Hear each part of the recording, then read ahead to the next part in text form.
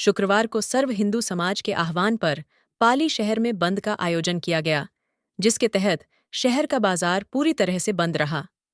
बड़ी संख्या में लोग सूरजपोल चौराहे पर एकत्रित हुए और वहां से संतों के सान्निध्य में एक विशाल रैली के रूप में कलेक्ट्रेट की ओर रवाना हुए।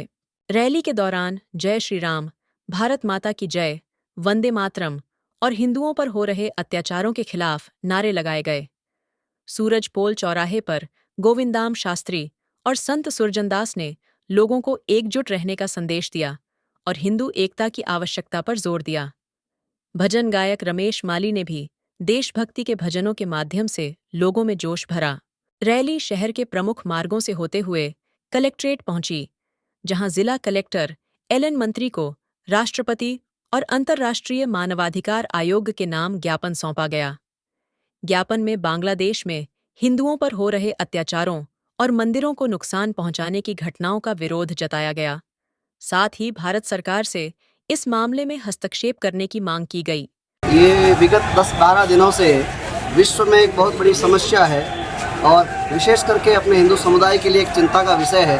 बांग्लादेश में हिंदू जहाँ अल्पसंख्यक है, वहाँ पर एक बहुसंख्यक समुदाय ने हिंदू अल्पसंख्यक परिवारों पर ऐसा कुकृत्य किया है, ऐसी नृशंस हत्याएँ और ऐसे घिनौने कृत्य जिनको रक्षा करनी चाहिए, लेकिन उन्होंने उनका हनन किया है। सामाजिक न्याय का और जो है हमारे मानवतावादी जो भावनाएं, उनका हनन किया है। उसके विरोध में आज हम समस्त पाली समाज के, पाली के हिंदू समस्त के समाज के लोगों ने इकट्ठा होकर के और आवाज़ उठाई है। यद्यपि पूरे भारतवर्ष में यह एक आक्रोश है, लेकिन उस आक्रोश में पाली भी अपना एक महत्वपूर्ण स्थान रखता है। इस कारण से कलेक्टर साहब को एक ज्ञापन के रूप में हमारा संदेश पाली की तरफ से पहुंचाया गया और आज इसी उपलक्ष्य में पाली शहर बंद भी रखा गया है, जो सफलतापूर्वक अभी बंद है और बहुत बहुत साधुवाद उनको। साथ ही साथ में एक बहुत चिंता का विषय है कि सारी मानवतावादी विचारधाराएं और नियम सारे हिंदू सनातन धर्मावलंबियों पर, हिंदुओं पर ही है। क्या अन्य किसी का भी दायित्व नहीं बनता है कि वो भी मानवतावादी विचारों को लेकर के और एक मानव की रक्षा के लिए आगे बढ़ें? इसलिए मेरा संदेश राज्य सरकार और साथ साथ में केंद्र सरकार के माध्यम से, विदेशी मामलों के माध्यम से और जो बांग्लादेश की वर्तमान सरकार है जिसकी मंशा ठीक नहीं लगती है, हम चाहते हैं कि उनको इस भारत के जनों के आक्रोश का संदेश उन तक पहुंचा जाए, ताकि हमारे हिंदुओं का वहां पर संरक्षण हो सके और उनकी जो है वहां पर सुरक्षा बन सके। एक ये बहुत बड़ा वैश्विक स्तर की चिंता है।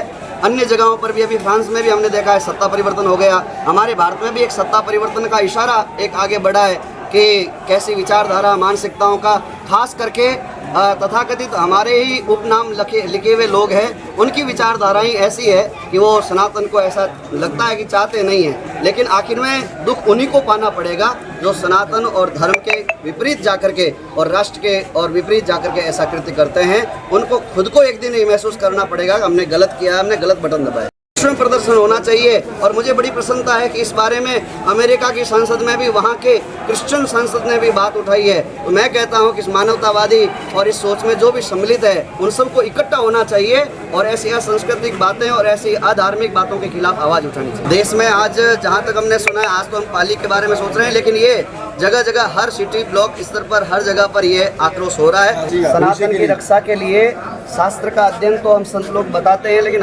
हम सबको एक विचार करना चाहिए। शास्त्र के साथ साथ में हम लोगों को आत्मरक्षा का जो शुरू से गुरुकुलों में अध्ययन करवाया गया था, हमें आत्मरक्षा के लिए भी हमें आगे बढ़ना चाहिए। स्वयं व्यक्ति अपनी आत्मरक्षा करेगा तो राष्ट्र रक्षा में सक्षम हो सकता है।